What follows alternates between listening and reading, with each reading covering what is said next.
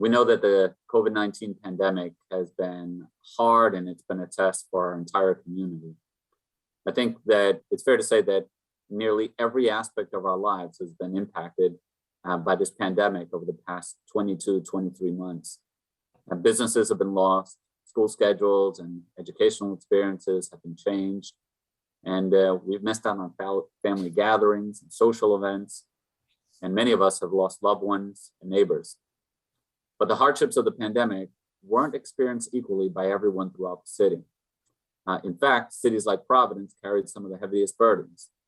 We know that over the past 2 years, there are fewer hospitality jobs than there were in Providence beforehand. And we know what a critical sector this is for economic tourism and hospitality. We know that the rate of food insecurity for children and families has increased. We know that the need for stable, safe, and affordable housing has increased.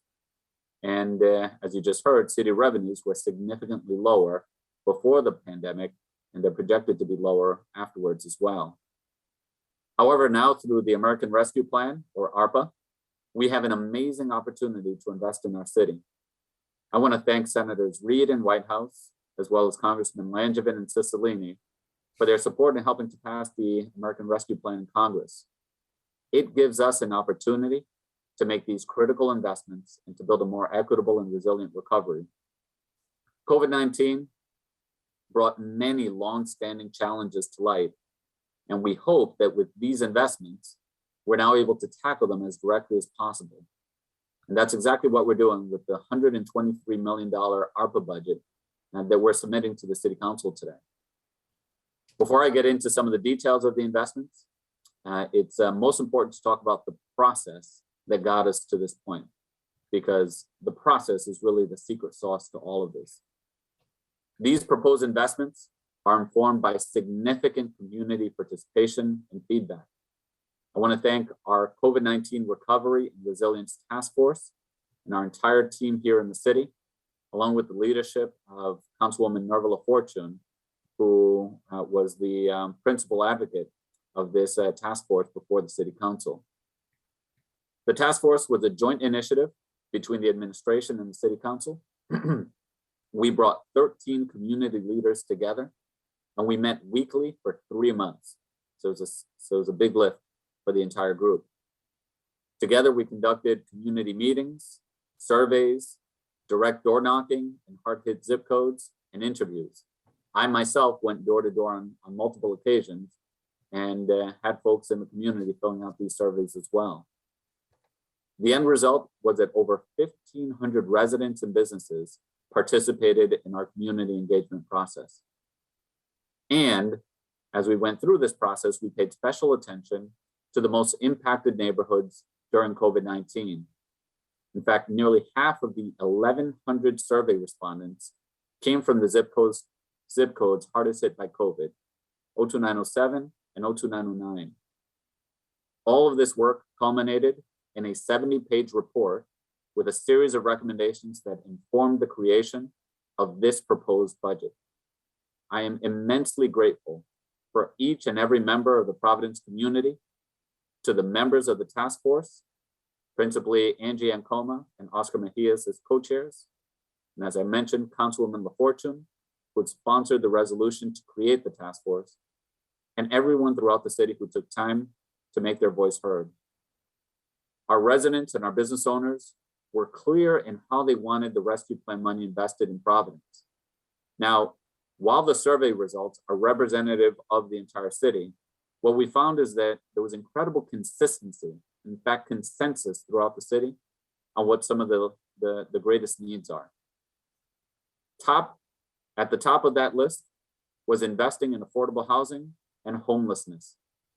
Every single neighborhood throughout the city listed that as the number one need and the number one recommendation. We also heard loud and clear that folks want us to invest in infrastructure that prepares us for the 21st century and finds ways to bring us together. We also heard strong support for supporting cultural organizations and the struggling hospitality industry. We saw strong support for investing in that infrastructure, such as those public spaces, that create civic centers that bring community together. We also heard that folks want investments that give every child the opportunity to succeed from cradle to career. Our community also wants innovations in public safety to address mental health and distress calls. And there was strong support for resiliency projects to mitigate the impacts of climate change and future public health hazards. And our task force provided critical guidance on how best to administer and plan for these funds. Most importantly, the task force gave the guidance to the city that we should make these spending decisions through the lens of racial equity, centering not just those hardest hit by COVID-19, but those who have been disenfranchised by structural and historic racism and discrimination. In light of the disparate impacts of COVID-19 on vulnerable and frontline communities, we prioritize equity and resilience throughout all funding categories identified in this ordinance. Now, the pandemic did not cause all of the inequities we know exist in education, housing, healthcare accessibility, food insecurity, or environmental impacts that we're all facing. But the pandemic did expose them at a scale we have not seen before. These investments give us an opportunity to reverse some of the wrongs of the past and to set Providence and our residents up for an equitable recovery. To highlight a few key areas of investments in this ordinance, we've proposed allocating over $28 million, the largest amount out of any of the spending categories, to addressing housing and homelessness. The ordinance also proposes $10 million for a COVID-19 inequities program, which would establish a committee or public body to meet and provide recommendations to the city on how to address disparate impacts of COVID-19 due to structural racism and provide reparation to impacted individuals. We also are proposing an investment of $1.5 million to support job training opportunities to prepare our residents to emerge from the economic shakeup with the skills needed to compete in the future. This ordinance also provides $3 million for sustainability resilience infrastructure in frontline communities so that we as a city can continue to implement our climate justice plan. This ordinance also capitalizes on opportunities to revitalize Providence, including a $14 million investment in Providence's central gathering space, Greater Kennedy Plaza.